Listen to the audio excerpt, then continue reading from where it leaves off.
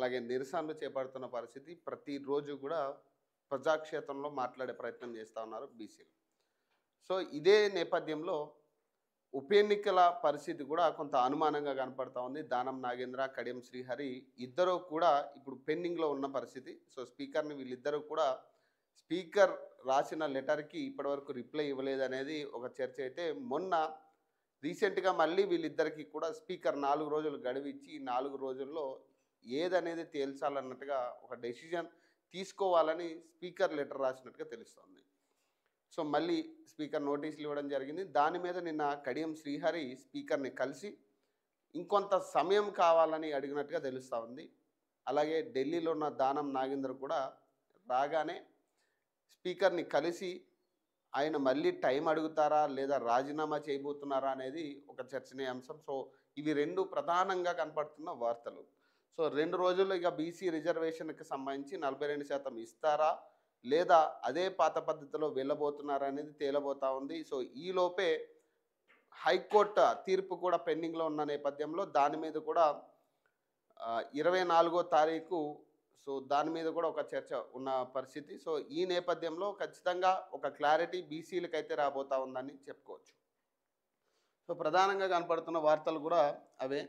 So దానం నాగేంద్ర రాజీనామా బాటలో కాంగ్రెస్ అధిష్టానం అనుమతి కోసమే ఢిల్లీకి, పార్టీ పెద్దలు అంగీకరిస్తే పదవికి రాజీనామా, ఫిరాయింపుపై విచారణ జరిగితే వేటే, అందుకే రాజీనామా యోచనలో నాగేందర్, మళ్ళీ ఖైరతాబాద్ టిక్కెట్ ఇవ్వాలని వినతి, గెలిచొస్తా మంత్రి పదవులు ఇవ్వాలని ప్రతిపాదన, అధిష్టానానికి మరో 3 ప్రతిపాదనలు కూడా, కడియం శ్రీహరి విషయంలో తర్జన భర్జనలు, ఆయనతోనూ రాజీనామా చేయించే యోచన, స్పీకర్ను కలిసి మరింత గడువు కోరిన కడియం శ్రీహరి. సో ఎమ్మెల్యే పదవి రాజీనామా చేయడమే మంచిదని దానం నాగేంద్ర భావిస్తున్నారా? పార్టీ ఫిరాయింపు పిటిషన్పై విచారణ దాకా వెళ్ళకూడదని అనుకుంటున్నారా? అధిష్టానాన్ని ప్రసన్నం చేసుకొని ఖైరతాబాద్ టిక్కెట్పై హామీ తీసుకునేందుకు ఢిల్లీ వెళ్ళారా? కాంగ్రెస్ పెద్దల అనుమతి ఇవ్వగానే రాజీనామా చేస్తారా? కడియం శ్రీహరి సైతం అదే బాటలో ఉన్నారా అంటే కాంగ్రెస్ వర్గాలు అవునని అంటున్నారు. ఈ అంశంపై పార్టీలో జోరుగా చర్చ నడుస్తుంది. బీఆర్ఎస్ టిక్కెట్పై గెలిచి కాంగ్రెస్ పార్టీలో చేరి 10 మంది ఎమ్మెల్యేలపై సో ఇప్పటికే వేటు పడిన పరిస్థితి. సో ఈ నేపథ్యంలోనే ఈ అనర్థ వేటు వేయాలంటూ కేటీఆర్ తదితరులు దాఖలు చేసిన పిటిషన్లపై స్పీకర్ ప్రసాద్ విచారణ జరుపుతున్న సంగతి తెలిసిందే. గురువారం నాటికి దానం నాగేంద్ర, కడియం శ్రీహరి మినహా మిగిలిన 8 మంది ఎమ్మెల్యేలు పిటిషన్లపై విచారణను పూర్తి చేశారు. అనర్థ పిటిషన్పై ఈ నెల 23 కల్లా వివరణ ఇవ్వాల్సిందిగా గురువారం దానం నాగేంద్ర, కడియం శ్రీహరిలకు స్పీకర్ మరోసారి నోటీసులు జారీ చేశారు. అయితే నోటీసులు అందుకున్న రోజే దానం కాంగ్రెస్ పెద్దలను కలిసేందుకు ఢిల్లీ వెళ్లారు. ఫిరాయింపు పిటిషన్లపై విచారణ దాకా వెళ్లకుండా రాజీనామా చేయడమే మేలని భావనలో ఉన్నారా ఆయన. సో అధిష్టానం అనుమతి కోసమే ఢిల్లీకి వెళ్ళినట్లు సమాచారం.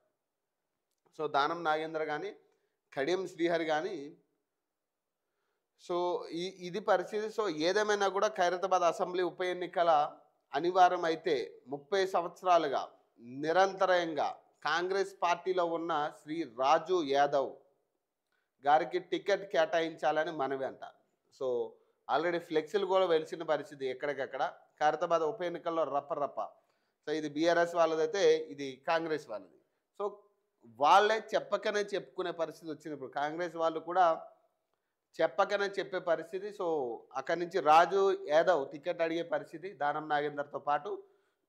సో అలాగే పీజీఆర్ కూతురు విజయారెడ్డి గారికి కూడా టికెట్ ఇవ్వాలని యోచనలో కాంగ్రెస్ పార్టీ ఉన్నట్టుగా తెలుస్తూ ఉంది. సో ఇటు ఖైరతాబాద్ విషయానికి వచ్చేసరికి మన్నే గోవర్ధన్కి టికెట్ ఇవ్వాలనేది బీఆర్ఎస్ యోచనలో కనబడతా ఉంది. మరి చూడాలి ఎట్లా ఉండబోతుంది అనేది. మరి దానం నాగేంద్ర ఏమో ఇప్పుడు ఢిల్లీ పోయి అక్కడ మంతనాలు చేసే పరిస్థితి, మళ్ళీ టికెట్ నాకే ఇవ్వాలని, నేను గెలిచిన తర్వాత మంత్రి పదవి ఇవ్వాలనేది దానం నాగేంద్ర కండిషన్లా కనబడతాను.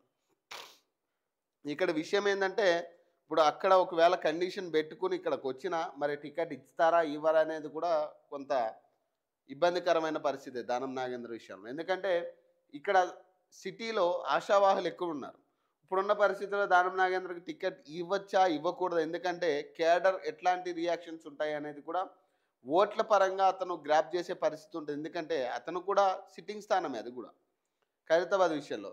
కానీ ఇక్కడ జూబ్లీహిల్స్ విషయంలో ఏదైతే రిపీట్ అయిందో అదే కనుక అక్కడ ఖైరతాబాద్లో రిపీట్ అయితే మళ్ళీ బీఆర్ఎస్ కోట్లు పడే ఛాన్స్ ఉన్నాయి కాబట్టి సో అభ్యర్థి మార్చే యోచనలో కాంగ్రెస్ పార్టీ ఉన్నట్టుగా తెలుస్తూ ఉంది. మరి చూడాలి ఈ నేపథ్యంలో ఎంతవరకు దానం నాగేంద్రకి మళ్ళీ టికెట్ ఇస్తారా, లేదా ఆయన మంత్రి పదవి ఏదైతే ఆయన కొన్ని డిమాండ్స్ పెడతా ఉన్నారో అధిష్టానం ముందు, మరి ఆ డిమాండ్స్కి అధిష్టానం ఓకే చెప్తుందా, మరి లేదా వారిని బుజ్జగించి ఇంకెవరికైనా టికెట్ ఇచ్చి వారికి పనిచేయాలనే పరిస్థితి కనపడతా ఉంది. ఎందుకంటే జూబ్లీస్లో కూడా అదే పరిస్థితి. చాలామంది ఆశావాహులు కాంగ్రెస్ పార్టీ తరఫున ప్రధానంగా దాదాపు ఆరుగురు టికెట్ ఎక్స్పెక్ట్ చేసినప్పటికీ ఈవెన్ మైనంపల్లి హనుమంతరావుతో సహా ఇక్కడి నుంచి టికెట్ ఆశించారు. కానీ అందరినీ బుజ్జగించుకుంటూ వచ్చి ఫైనల్గా నవీన్ యాదవ్కి టికెట్ ఖరారు చేయడం జరిగింది. సో ఇదే నేపథ్యంలో కనుక ఖైరతాబాద్కి వెళ్తే ఒకవేళ దానం నాగేందర్ని బుజ్జగించి ఇంకెవరికైనా టికెట్ ఇచ్చే పరిస్థితిలో ఒకవేళ కాంగ్రెస్ పార్టీ అధిష్టానం గనక ఆయన బుజ్జగించి ఎవరికైనా టికెట్ అప్పచెప్తే మరి ఏమో ఎట్లా ఉండబోతుందో ఎన్నిక అనేది కూడా చూడాలి. ఎందుకంటే పక్క ఉన్న నియోజకవర్గాలు జూబ్లీహిల్స్ అండ్ ఖైరతాబాద్ కాబట్టి సో ఇంపాక్ట్ ఎంతో కొంత కనపడుతుంది ఖచ్చితంగా పక్కనున్న ఏరియాలు కాబట్టి. సో చూద్దాం ఎట్లా ఉండబోతుంది అనేది. అలాగే విచారణ పూర్తయి 8 మంది ఎమ్మెల్యేలతో పాటు దానం నాగేంద్ర, కడియం శ్రీహరిలకు స్పీకర్ నోటీసులు ఇచ్చిన వివరణ ఇచ్చేందుకు వారు గడువు అడిగి తీసుకున్నారు. 4 వారాల్లో అనర్హత పిటిషన్లపై విచారణ పూర్తి చేయాలంటూ సుప్రీంకోర్టు ఆదేశించడంతో పిటిషన్లపై ఈ నెల 23 కల్లా వివరణ ఇవ్వాలంటూ దానం కడియంకు స్పీకర్ మళ్ళీ నోటీసులు జారీ చేశారు. అయితే బీఆర్ఎస్ టికెట్పై గెలిచిన దానం లోక్సభ ఎన్నికల్లో సికింద్రాబాద్ నుంచి కాంగ్రెస్ అభ్యర్థిగా పోటీ చేశారు. దీంతో ఆయన పార్టీ మారినట్లుగా స్పష్టమైన ఆధారం ఉన్నట్లయింది. తనపై విచారణ కొనసాగితే అనర్హత వేటు పడే అవకాశం ఉందని, అంతవరకు వెళ్లకుండా తన పదవికి రాజీనామా చేయాలని దానం భావిస్తున్నట్లు పార్టీ వర్గాలు చెబుతున్నాయి. ఈ సందర్భంగా ఆయన పలు ప్రతిపాదనలో ఢిల్లీ వెళ్లారని అంటున్నారు. ఏప్రిల్లో ఖాళీ కానున్న రాజ్యసభ సీటును తనకు కేటాయించడం లేదా ఎమ్మెల్సీని చేసి మంత్రివర్గంలో చోటు కల్పించడం లేదా క్యాబినెట్ హోదాలో నామినేటెడ్ పదవి ఇవ్వడం వంటి ప్రతిపాదనలు చేస్తున్నట్లు ప్రచారం. ఖైరతాబాద్ ఉప ఎన్నికల్లో కాంగ్రెస్ పార్టీ టికెట్ ఇవ్వాలని, గెలిచాక మంత్రివర్గంలో చోటు కల్పించాలన్న ప్రతిపాదన కూడా ఉన్నట్లు చెబుతున్నారు. గతంలో కాంగ్రెస్లోనే మంత్రిగా పనిచేసిన అనుభవం ఉన్న దానం తనకు పాత పరిచయాలతో అధిష్టానాన్ని ప్రసన్నం చేసుకునే పనిలో పడ్డారని అంటున్నారు. అధిష్టానం గ్రీన్ సిగ్నల్ ఇవ్వగానే దానం తన పదవికి రాజీనామా చేస్తారని పేర్కొంటున్నారు. వెంటనే అనుమతి వస్తే 1-2 రోజుల్లోనే రాజీనామా చేసే అవకాశం ఉందని అంటున్నారు. ఒకవేళ అధిష్టానం సమయం తీసుకుంటే దానం స్పీకర్ను కలిసి వివరణ ఇచ్చేందుకు మరికొంత గడువు కోరే అవకాశం ఉందని చెప్తున్నారు. ఇక్కడ గడువు కోరడం అనేది ఏంటంటే నాంచే పరిస్థితి ఇది. ఇప్పుడు ప్రజలకి దీనివల్ల వీళ్ళ రాజీనామా చేసినా లేదా వీళ్ళు ఒకవేళ కాంగ్రెస్ పార్టీలో కొనసాగినా కానీ ప్రజలకు ఒరిగేది ఏం లేదు. ప్రజలకు కావాల్సింది పనులు, పథకాలు, అభివృద్ధి, ఇవే ప్రభుత్వం నుంచి జరగాల్సింది సక్రమంగా జరిగితే చాలు. ఇప్పుడు వీళ్ళు ఏ పార్టీలో ఉన్నారనేది ఆల్రెడీ అందరికీ తెలిసింది. మరి ఇంకా వీళ్ళు దోబూచులాట ఆడే పరిస్థితి ఎందుకు? ఇప్పుడు ఓపెన్గా నేను కాంగ్రెస్లో జాయిన్ అయినా ఉప ఎన్నిక వస్తే వస్తుంది. ప్రజలు ఏ తీర్పైన ఇప్పుడు ప్రజలు అనేవాళ్ళు ఒక్కసారి మిమ్మల్ని గెలిపించుకున్నప్పుడు మళ్ళీ మీకు ప్రజల మీద నమ్మకం ఉంటే ఇక రాజీనామా చేయడమే. ఇప్పుడు ప్రజాక్షేత్రంలోకి వెళ్ళాలి. ఇప్పుడు మీ పదవి విరామణ ఇప్పుడు లేదా మీ పదవి రాజీనామా లేదా పార్టీ మారిన అంశాలు కనుక ఒకవేళ ప్రజలు కనుక టారిఫ్ చేసుకుంటే సో మీకు పడాల్సిన ఓట్లు ఖచ్చితంగా పడతాయి. ఇప్పుడు గతంలో పడిన ఓట్లు ఇప్పుడు పడక మానవు కదా. ఇప్పుడు మీరు రాజీనామా చేసి మళ్ళీ ప్రజాక్షేత్రంలో కొట్లాడండి, మళ్ళీ ప్రచారం చేయండి. కానీ ఈ ఉప ఎన్నికల వల్ల ప్రజలకు ఒరిగేదైతే కొత్తగా ఏం లేదు. ఒకటైతే జరుగుతుంది, ఒక నెలలో డెవలప్మెంట్లు అయితే జరుగుతున్నాయి. జూబ్లీహిల్స్ లాగా 150 కోట్లు ఒక నెలలో ఖర్చు పెట్టినామని ఏదైతే కాంగ్రెస్ పార్టీ చెప్తా ఉందో, రోడ్లు కానీ అవి కానీ కాలువలు కానీ ఏళ్ళ తరబడి ఉన్న సమస్యలు కూడా ఒక నెలలో తీరిపోయినాయి. గత ప్రభుత్వం ఈ ప్రభుత్వం వచ్చినప్పటి నుంచి పట్టించుకోని పనులన్నీ కూడా ఒక నెలలో తీర్చాడు. మరి ఇప్పుడు ఎన్నికలు అయిపోయినాయి కాబట్టి నెక్స్ట్ ఏం చేస్తారా పనులు ఇవి కంటిన్యూ చేస్తారా లేదా అనేది చూడాల్సిన అంశం. వాళ్ళు ఇచ్చిన మాట నిలబెట్టుకుంటారా లేదా అనేది. నిలబెట్టుకుంటే ప్రజలు మళ్ళీ పట్టం కడతారు. లేదంటే సో బీఆర్ఎస్ పార్టీని ఏ విధంగా అయితే ఓడగొట్టారో అదే పరిస్థితి కాంగ్రెస్ పార్టీకి వస్తుంది నెక్స్ట్.